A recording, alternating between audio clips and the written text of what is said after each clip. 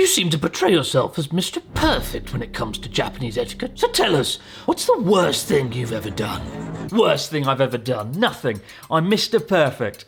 Well, except for that incident at the sushi restaurant and the highway toll booth and the awkward moment with Ken Watanabe. All right, I might have screwed up a few times, but there's no shame in making mistakes if you learn from them. Regret is a slippery slope. So today, I'd like to share with you 3 terrible stories of the worst things I've done in my time living in Japan. Stories that I've never talked about. One is a faux pas, one's a serious language blunder, and the other is just outright criminality. But wrapped in each mistake, there's a cultural lesson on what not to do in Japan, or certainly what not to eat. And we start with the story of how a language screw-up saved me some money, but also cost me my shame. So the first mistake I made is unique because I didn't realise I'd made it until 2 months after it happened. When I came to Japan, I didn't know any Japanese, apart from the basics like konnichiwa, arigato, and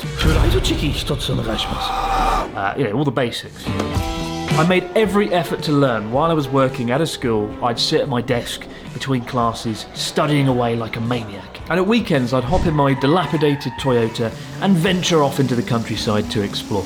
Now, on one such trip, I wanted to drive to Nagano to see the cheeky snow monkeys that I'd read so much about in Japan travel pamphlets and get the coveted bragging photos that my Facebook page so sorely deserved.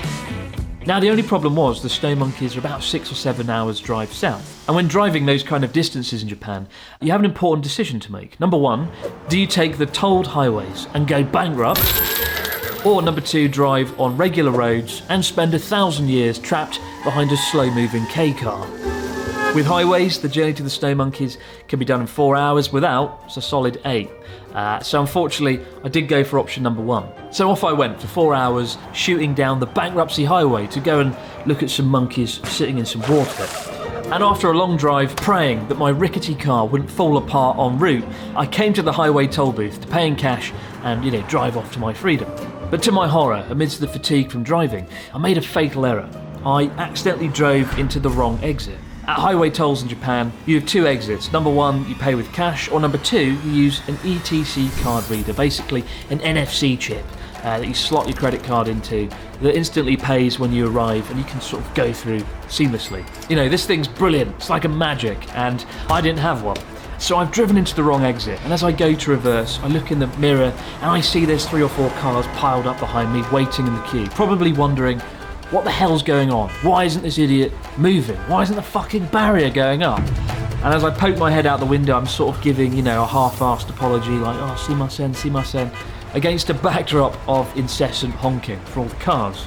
And I'm really starting to panic now because I feel utterly helpless. I can't reverse, I can't get through the barrier, nobody seems to be bloody coming to help.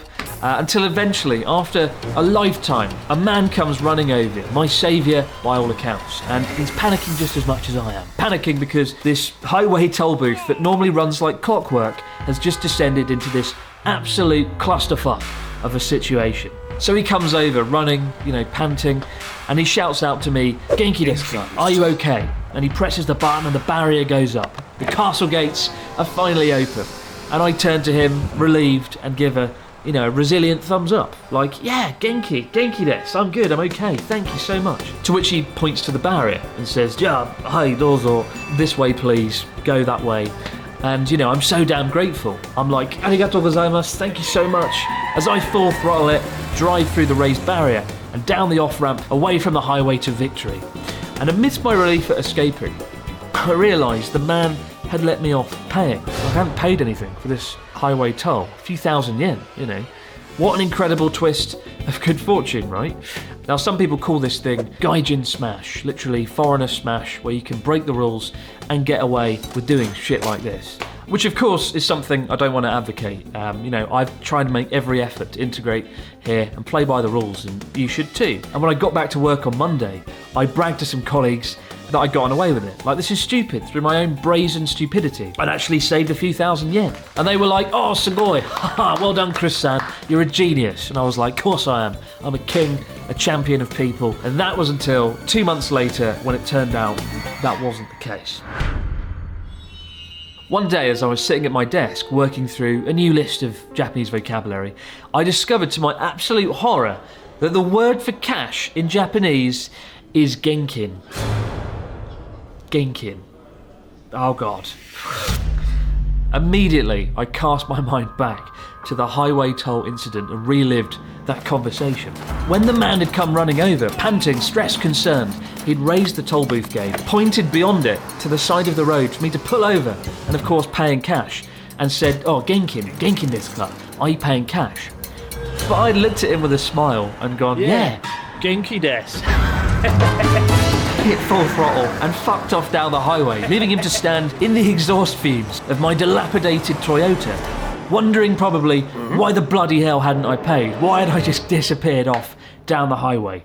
Oh my God. I realised it was less gaijin smash, more gaijin dickhead. My unrelenting stupidity had saved me a few thousand yen, probably $50, while not exactly portraying foreigners in the greatest light and probably shaking that man's confidence in all things foreign. To absolve my sins, I did donate that money that I owed to a local charity for the Tohoku Disaster Relief Fund. But I think born out of that fear of becoming a petty foreign criminal, that event did become like a catalyst for me to study Japanese really damn hard, a lot quicker than I'd certainly initially planned. So what's the moral of our first story? Number 1, don't go and see the snow monkeys. Number 2, don't make assumptions. You've gaijin smashed your way through when you absolutely haven't.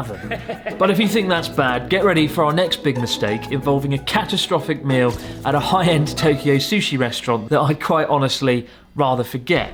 And speaking of big mistakes, imagine travelling around Japan without protecting your online privacy or being able to watch your favourite TV shows because they're locked away in a different region. Well, that is where today's sponsor, Express VPN, comes in. Express VPN is an app that lets you change your online location. Streaming services like Netflix and Disney Plus have different movies and shows depending on where you are. So what you see here in Japan is only a fraction of what's available. For example, good luck trying to watch Studio Ghibli movies in Japan. But head over to ExpressVPN, switch to Canada, refresh, and hello Hayao Miyazaki. With 94 different countries on the ExpressVPN app to choose from, I can watch everything that Netflix has to offer. But ExpressVPN also keeps your online activity safe and private.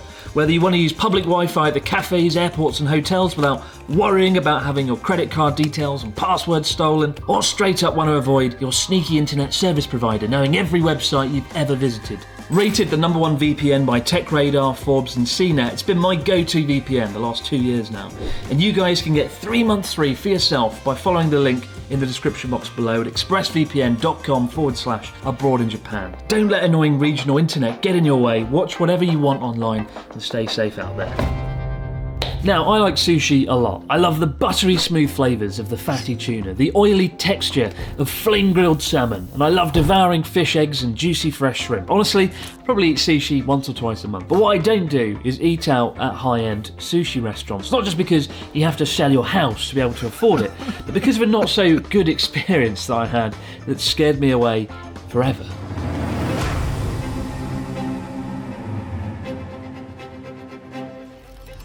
Once upon a time, I had a meeting with a very important Japanese businessman, quite a powerful guy. This was a few years ago now, back when it looked like the Abroad in Japan channel was going places. Not like now, where I am, of course, a negative Nelly, a whining William. You are shallow-minded snowflake Englishman who is as plain as white bread. As plain as white bread. I fucking love white bread. Stupid. But unfortunately, when these important, powerful business people realised that Abroad in Japan wasn't so much a slick production company as it was just me moping around on a floor, that phase certainly didn't last very long. However, on this occasion, I had a lunchtime appointment with someone who was very important. Now, the thing about higher-end sushi restaurants is you always sit at a bar counter, right? And the chef literally towers over you, putting the food down before you. Watching you eat with an unblinking gaze.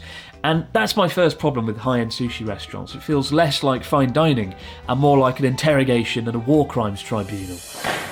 As you're probably aware, in Japanese culture, there's a real emphasis on showing appreciation for food and never being critical. It's not like the UK, where if the waiter asks you, how was your smoked salmon, wilderberry souffle, you are allowed to sort of go, oh, well, this dish, for lack of a better word, was quite shit. Now, in a Japanese restaurant, providing it's not a chain restaurant, if the restaurant staff ask, oh, how's the food? Even if it tastes like something out of a farmyard slop bucket, you would still lie and say, oh, It's delicious. It's a game changer. I loved it. It's yeah, amazing. Otherwise, it's considered quite rude and awkward. And so when you go to a top-class restaurant, that atmosphere is magnified, right? Because these are very proud chefs at the top of their game, serving impossibly rare ingredients, like the unobtainium of the fish world. And when you go for an omakase course, literally chef's decision, to question their food and to question what they serve can feel like committing a crime. So I want you to bear that in mind when I tell this story, because in a bit you'll hear it and go, oh, I wonder why he didn't just say, I don't want to eat that, to the chef. So it's midday and I go to this restaurant in Ginza, high-end district in Tokyo, and I go inside and it's really dark and dimly lit, except for the wooden counter, which is illuminated with the good old top-down lighting that you find in sushi restaurants. And I sit down and meet the guy who we'll call Saito-san. And he's like, good to see you, Chris-san. I've ordered the unrelenting 45 fucking dish omakase course.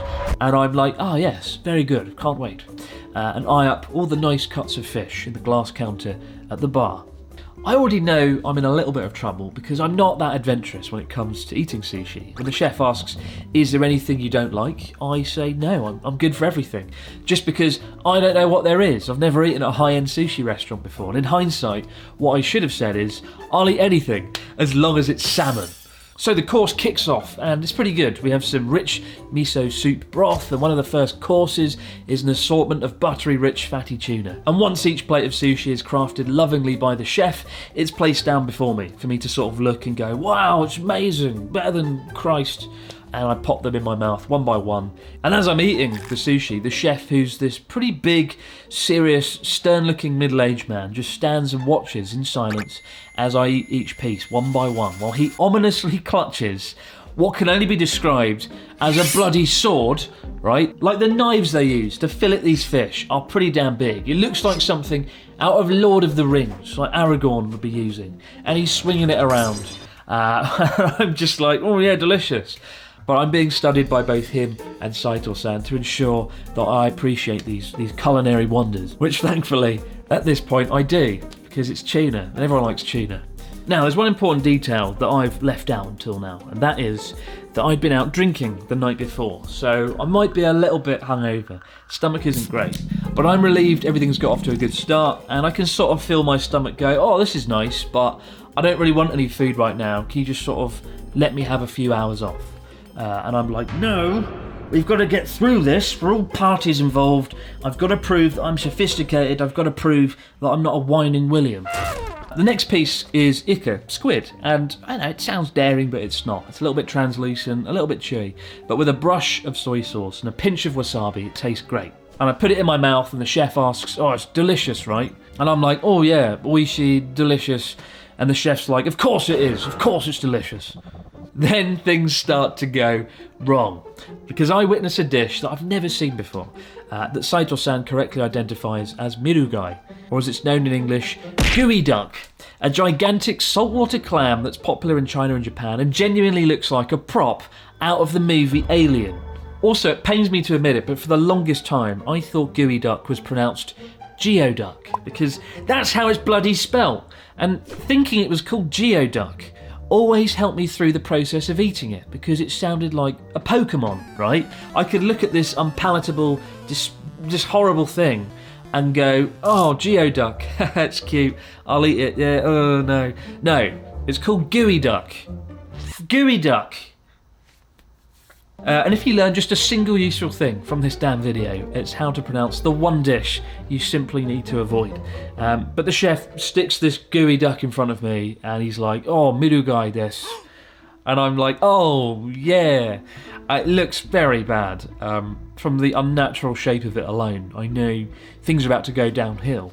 Nevertheless, itadakimasu, let's go. My God, I put it in my mouth and it tastes chewier than expired Wrigley's chewing gum, like a flavourless lump of plastic dredged from the depths of the Dead Sea.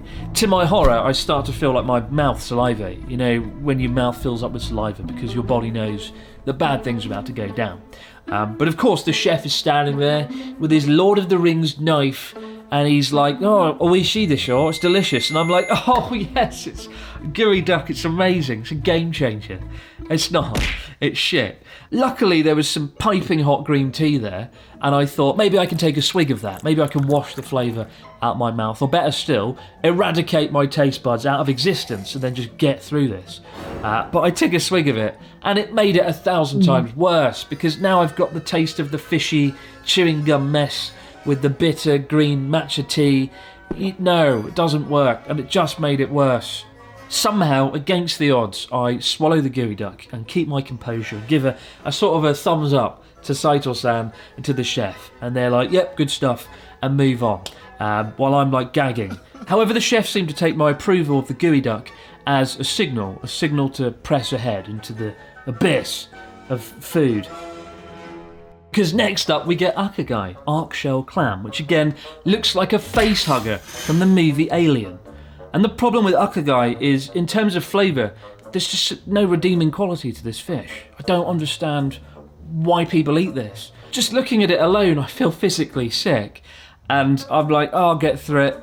I take it, put it in my mouth all in one go, and quickly realise what's left of the meal was now basically just an endurance test of my own mental strength.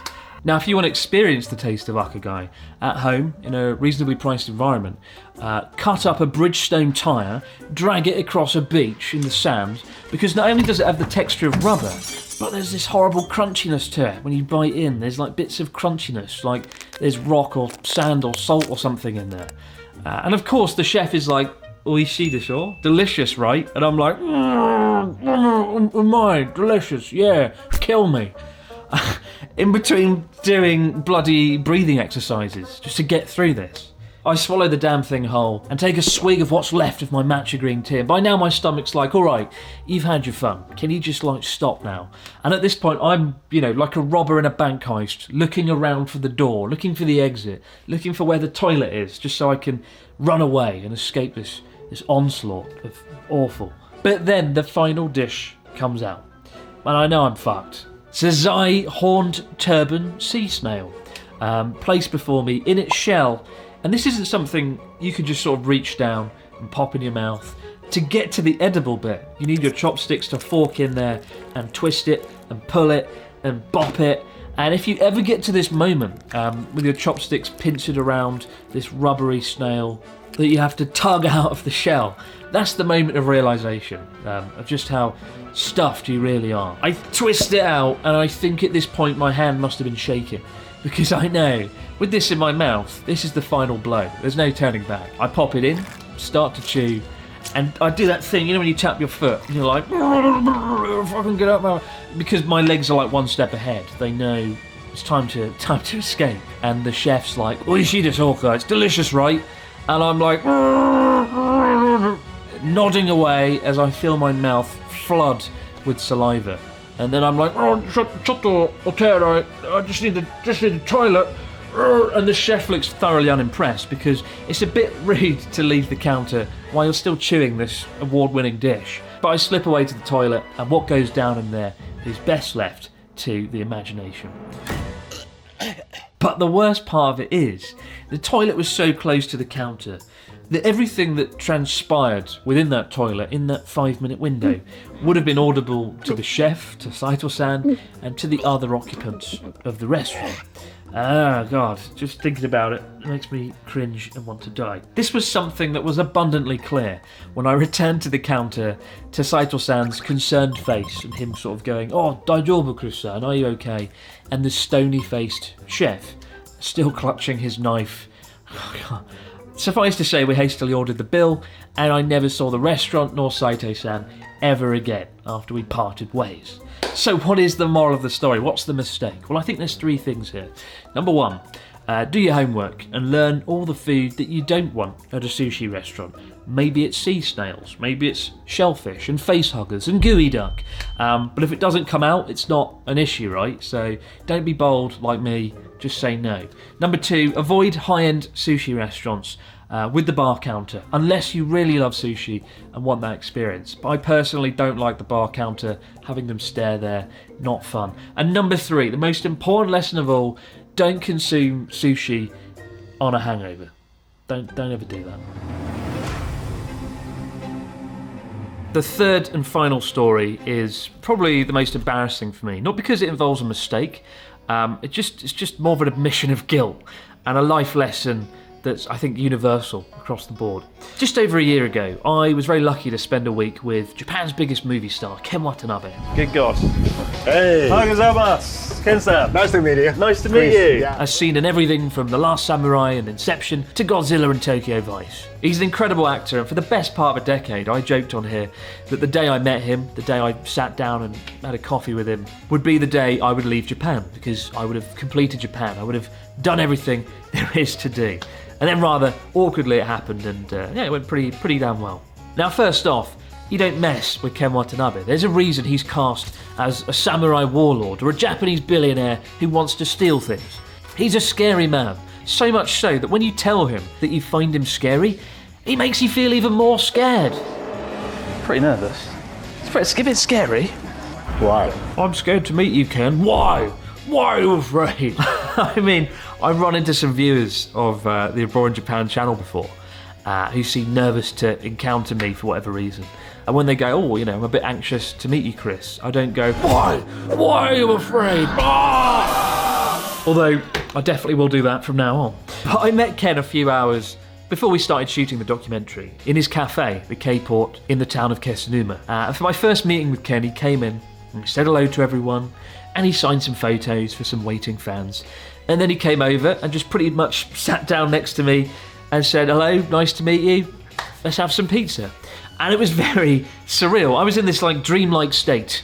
I basically felt like I was in fucking Inception, not just because I was a bit sort of shocked to be in the presence of Ken Watanabe all of a sudden, but mainly because such was my anxiety in the run-up to shooting the documentary. The night before, I had, give or take 4 minutes sleep.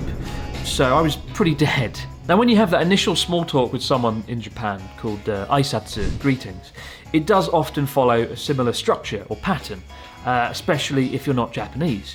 Questions include, why did you come to Japan? What do you do? How old are you? And how long have you been living here, right? This small talk has to happen, not because conversation in Japan is boring, but because it's important to establish your position in the hierarchy, like, establishing the senpai-kohai relationship in simple terms. And if you're older, you're instantly the winner, so well done, you've won that hierarchy, for better or worse.